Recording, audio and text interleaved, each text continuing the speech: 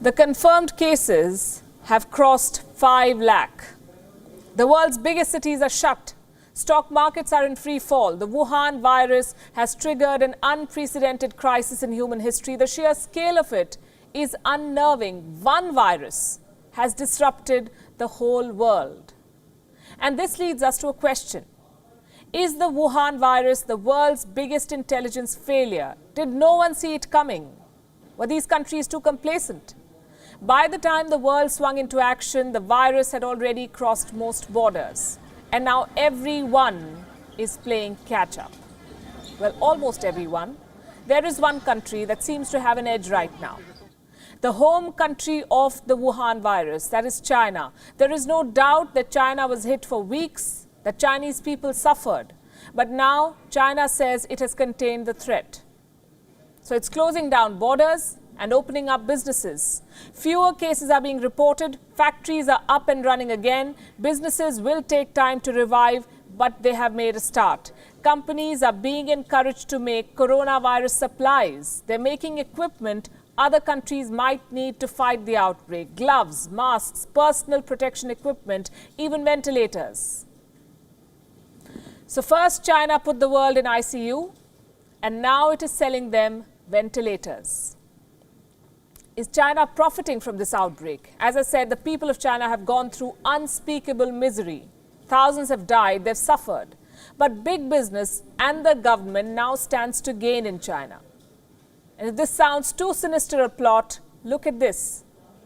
This is a book written in 1999, and this could offer clues into the Chinese mindset. It's called Unrestricted Warfare, China's Master Plan to Destroy America. It's a book on military strategy. It was written by two Chinese generals, Qiao Liang and Wang Xiangzu. The book makes an argument. It says that China cannot defeat America in a direct military confrontation, but it can leverage its economic prowess to leave the Americans behind. Now, the book's assessment has some eerie similarities with the present situation. It is being quoted by conspiracy theorists. They claim that amid this coronavirus crisis, Beijing is executing its world domination plan. On this show, we do not go by conspiracy theories to make our assessments, so we set out to look for the facts. What we found was most interesting, and we have that for you tonight. Let's first talk about the situation in China. What is happening in China right now? Restaurants, zoos, even the Great Wall is open to tourists. Not foreign tourists, because they may bring back the virus, but the Chinese are out and about. As we say in television, they're moving towards normalcy. Restrictions are being lifted, factories are coming back online, businesses have resumed in many parts of China. At this rate, China's businesses will be up and running in a few weeks. Not without government help. Like most countries, China too has announced a relief package to revive the economy. Communicated the figure of a totality of 344 billion US dollars in terms of mainly fiscal measures. First and foremost, we try to stabilize the Chinese economy, and with the measures we have started to take, with the return of the work of the workers and the resumption of productive activities by the factories across the country, I think the Chinese economy is coming back to life. Coming back to life. They have a plan, revive the economy. What does this tell you? While major countries are struggling, China is already making a head start. China also has an interesting pattern. Look at this map. This is Wuhan and the rest of China. The coronavirus outbreak in China is what this map details. Now, some of the biggest cities in China were largely insulated from the outbreak. I say this is interesting because while the virus spread and unleashed chaos in the remotest corners of the world, it couldn't do much damage in China's top cities. I'll give you examples with numbers. Let's start with Beijing. Beijing has recorded more than 500 cases. 8 people died in the city. Do you know what's the population of Beijing? 2.15 crores.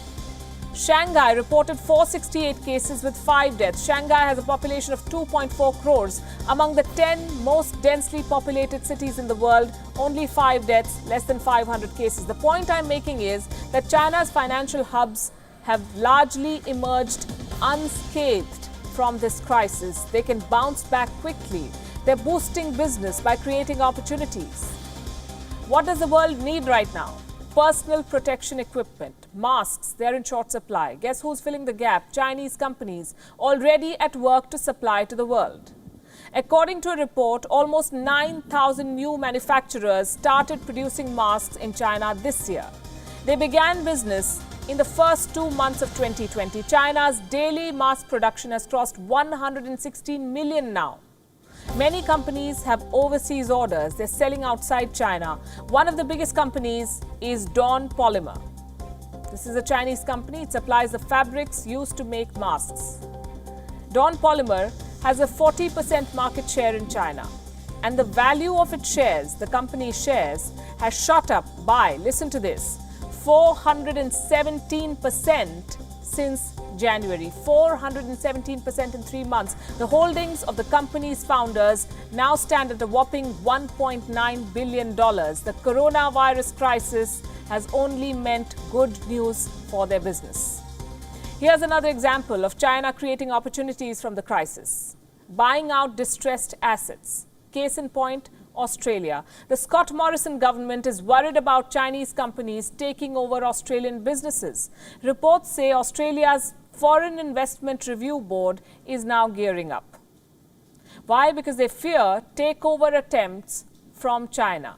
Distressed Australian businesses and assets are on China's radar.